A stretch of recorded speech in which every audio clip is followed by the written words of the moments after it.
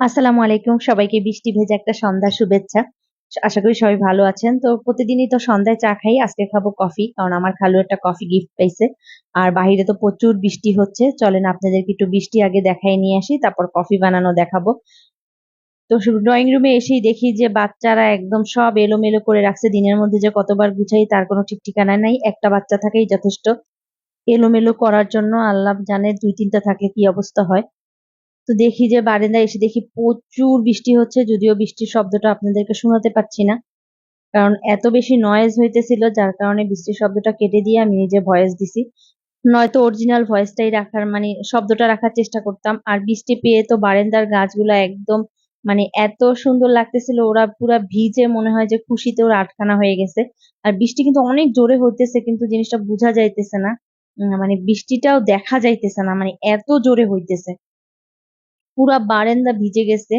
আর শব্দটা মারাত্মক লেভেলের লাগতেছিল। মানে আমি যখন নিজে মোবাইল থেকে শব্দ শুনছি তখন মানে নয়েজটা এত কানে লাগতেছিল যে মানে এই কান ধরে যাইতেছিল।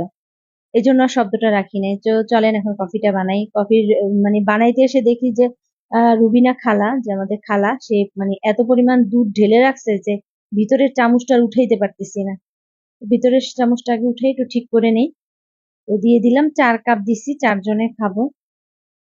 তো দুধের পরিমাণটা একটু পাতলা হয়ে গেছে, আমার মনে হলো যে আর একটু দিলে মনে হয় ভালো হতো। তো বেশ অনেকক্ষণ ফুটাইছি, চা বলেন অথবা কফি, দুধটা বেশ অনেকটা সময় জাল না হইলে কিন্তু ভালো লাগে না। আর এখানে কাপগুলা রেডি করে নিছি, আর আমার ভাইকে আবার ডেকে আনছি যে তুমি খোলো আমি ভিডিও করি। আমার আবার স্ট্যান্ডটা ভেঙে গেছে। তো আমি কিন্তু যতগুলো ভিডিও করি আমি তো কিন্তু সব আমার নিজের হাতে মোবাইল ধরে করি, স্ট্যান্ডটা ধরতে বরং আমার বিরক্ত লাগে। কফির মুখটা যখন খুলেছি, ঘ্রাণটা নাকে নিয়ে দেখি যে একদম অসাধারণ একটা ঘ্রাণ আসতেছিল। মানে আমি ওখানেই পুরো মুগ্ধ হয়ে গেছি ঘ্রাণ শুনে। তো এখন সবাই কাপে কাপে দিয়ে তারপর কফিটা ঢালবো। ভাই আমি খুলতে পারতেছিলাম না, মানে এতটা সুন্দর, মানে চকলেটের যে অ্যারোমা বলে, এত সুন্দর একটা ঘ্রাণ আসতেছিল নাকে। মনেই হইতেছিল যে এটা খেতে খুব মজা লাগবে, পুরা ব্রাউনির যে ঘ্রাণটা আসে ওরকম একটা ঘ্রাণ আসতেছিল। এই মোবাইলটা কিন্তু আমি হাতেই ধরে রাখছি, আমার অভ্যাস আছে। এই জন্য জানি না মানে ভিডিওটা আপনাদের কতখানি ভালো লাগে। আমার একটু কাঁপাকাঁপি হয় আমি দেখেছি, কিন্তু কিছু করার নাই, আমি পারি না।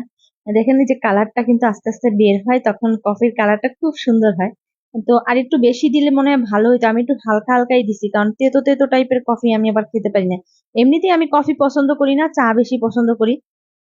কিন্তু আমার ভাইটা কিন্তু ও আবার খুব কফি পছন্দ করে, কিন্তু তেতো কফি না, মানে ওইটারে কফি বলে না, ওইটারে দুধ দিয়া কফি মিলিয়ে খাওয়া বলে আর কি। যে ন্যাচারাল যে আমেরিকান কফিটা আছে, ব্ল্যাক কফি, ওইটা তো আর আমাদের পক্ষে খাওয়া সম্ভব না।